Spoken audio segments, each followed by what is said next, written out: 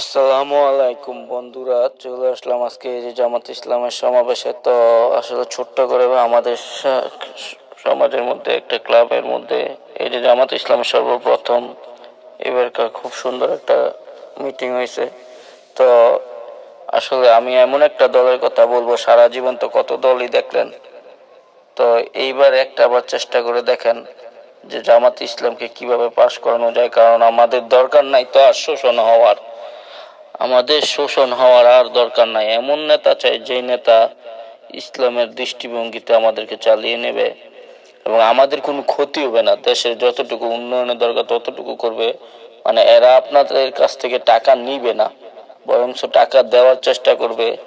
এমন একটা দলকে চাই যে এই দল কোনো গরিবের টাকা মারবে না, গরিবের হক মারবে না, বা এই লোকগুলা আপনার কাছে চাঁদা চাওয়ার মতো কোনো সামর্থ্য বা ক্ষমতা রাখে না।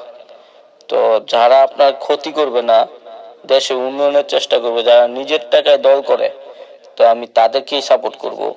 এবং আপনি যতটুকুই ভাবেন না কেন, সবাই একটা ভালো জিনিস চায়, যে একটা ভালো কিছু হোক। কত বছরই দেখলাম কত কিছু, তো একটা বার শুধু আমার রিকোয়েস্টটা, আমিও চাই একটা বার যেন একটা ভালো দল আসে, যে আমাদের টাকা মাইরে খাবে না, আমাদের কথা চিন্তা করবে, আমাদের ভবিষ্যতের কথা চিন্তা করবে, দেশের মানুষের কথা চিন্তা করবে, এমন একটা দলের কথা চাই। তো সবাই তো এদেরকে চিনেন, এরা আমাদের গ্রামের কি রকমের মানুষ সবাই জানেন, যে এরা চাঁদা চাবে না বা কারো ক্ষতির কথা চিন্তাও করবে না। তো সবাই সাপোর্ট করবেন।